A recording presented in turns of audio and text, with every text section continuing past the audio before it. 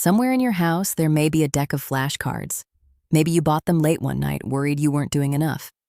Maybe they're still in the packaging, and every time you see them, a small voice asks whether you're already behind, whether the other babies are getting ahead while yours just plays on the floor. Here is what nobody tells you. In the first 12 months, a baby's brain is not built by drilling. It is built by relationship, by rhythm, by touch, by the quiet back and forth between the two of you. Many of the things that do the most for that growing brain are not lessons at all. They look like play. They look like ordinary love. This is the Japanese way of raising a curious, capable child, and it asks for no cards, no screens, no apps. Just 7 small things, each one backed by real science.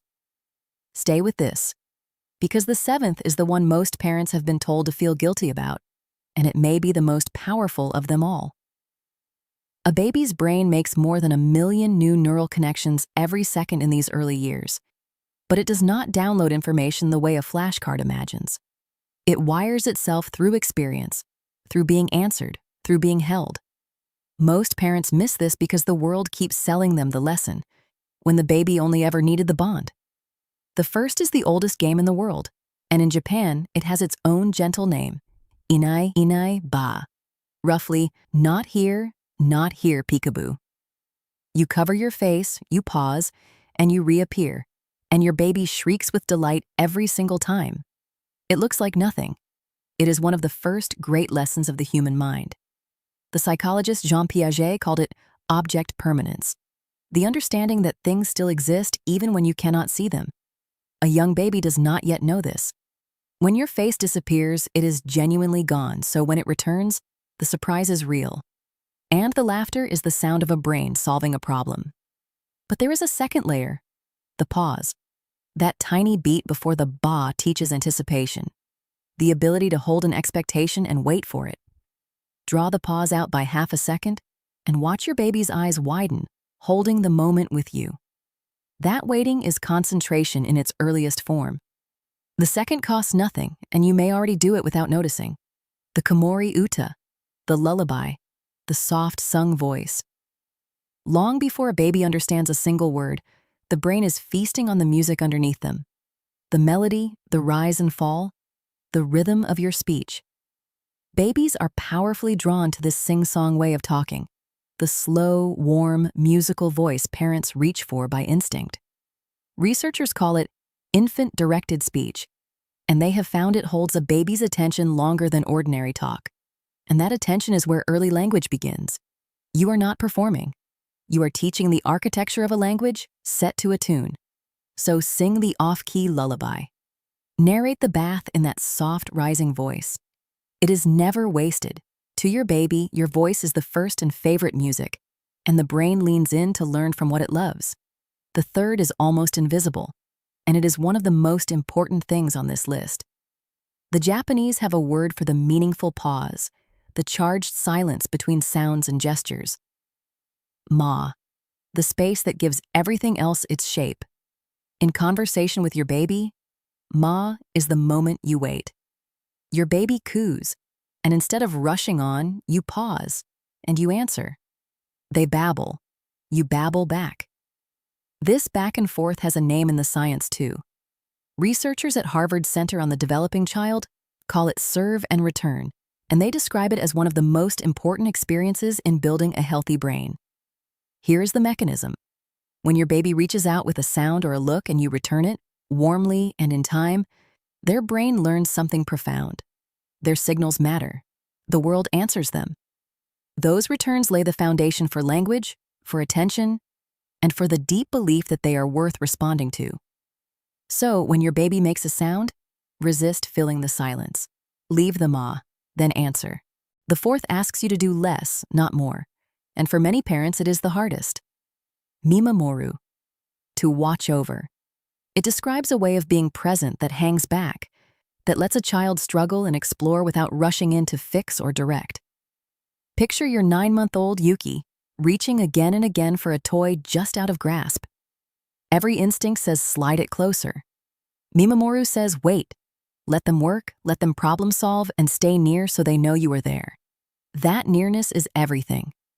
The attachment researchers John Bowlby and Mary Ainsworth describe the parent as a secure base, the safe harbor a baby returns to and launches from. From your steady presence, your baby grows brave enough to explore, and exploration is how the infant brain learns cause, effect, and persistence. You are not being lazy by hanging back. You are giving your baby the room to discover that they are capable, with you watching always over their shoulder. The fifth is the true answer to the flashcard, and it is gentler in every way. Ehon, the shared picture book. Not held up like a test, but opened in your lap. Your baby tucked against you, turning the pages together. The difference matters. A flashcard delivers a fact at a baby. A book invites a conversation around one. When you point and name, when you ask, "Where is the cat?" and wait. When you follow what your baby is looking at and talk about that, you turn reading into the very serve and return that builds their brain. Researchers who study this back-and-forth style of reading, sometimes called dialogic reading, have linked it to stronger early language. Responsive, warm talk, more than any single drill, is what helps language grow. So you do not need to finish the story. You do not even need to read the words on the page. Just sit close, point, name, and let your baby lead. The cat, the moon, the warm weight of you. That is the lesson, and it feels like a cuddle. The sixth is one Japan names openly, while much of the world leaves it unspoken. Skinship, Sukinshipu. The bond built through touch, holding, gentle massage, the simple closeness of skin against skin. It is not extra, it is biology. When you hold your baby calmly against you, something measurable happens in both of your bodies. The researcher Ruth Feldman has shown that parent and infant fall into a kind of physiological synchrony, their heart rhythms and stress systems gently tuning to one another through closeness and warm contact. Your calm becomes their calm. Through your steady body, your baby slowly learns to regulate their own. This is co-regulation, and it is how a baby borrows your nervous system until their own is ready. So the long cuddle after the bath, the hand on the back, the unhurried hold when they are upset, none of it is spoiling. It is the original classroom, where your baby learns that the world is safe, and they are not alone in it. And the seventh is the one you may have been quietly told to stop doing. Anbu, to carry your baby, often high on your back, close and moving through the day together. Somewhere along the way, carrying got a bad reputation. Spoiling, clinginess, a habit to break. The science says the opposite, and the clearest evidence is Japanese. A team led by Gianluca Esposito and Kumi Kuroda at the Riken Institute studied what happens when a mother carries her crying baby, and they found a built-in calming reflex, the transport response. When a baby is carried, the heart rate settles, the crying eases, and the small body relaxes and goes still. It is ancient and automatic, shared with other mammals, written into your baby long before they were born. And in classic studies of infant crying, babies who were carried more simply cried markedly less. So carrying is not a bad habit. It is a biological tool. When your baby is overwhelmed, lifting them and moving gently does not weaken them. It regulates them from the inside out. You were never spoiling your baby by holding them close. You were doing exactly what their body was built to ask for. Now, 7 activities is a lot to picture. And here's the part that matters most. You will not do all of them every day. Some days you will be too tired to sing, too frazzled to leave the pause, too stretched to open the book. You will hand your baby a toy instead of watching them struggle, because you simply cannot watch one more struggle today. That is not failure. That is being a real parent in a real life. None of this is a checklist to pass or fail. It is a way of seeing. The pediatrician Donald Winnicott gave parents a phrase to hold on to: the good enough parent. Not the perfect one. The good enough one, who gets it right often enough and repairs it warmly when they don't. Your baby does not need a flawless curriculum. They need you, returning again and again in the small, ordinary moments. And if today all you managed was holding them close, then today you did the most important thing on the list.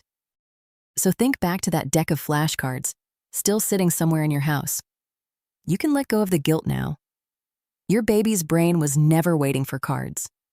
It was waiting for you, for your face appearing over theirs, for your voice in the dark, for the pause that says your turn, for your arms when the world gets too big. None of it requires money or a program or a perfect day. It only requires the thing you already have, which is your attention and your love, given in small returns, over and over again. Because here's the truth underneath all 7. To your baby, you are not a teacher running drills. You are the whole world, the safe base they explore from and the warm place they come home to. And that is the most brain-building gift there is. If you do just one of these today, tell us which one in the comments. Your story might be exactly what another tired parent needs to read tonight. And if this helped you feel a little more enough than you did a few minutes ago, follow along and share it with a parent who needs to hear it too.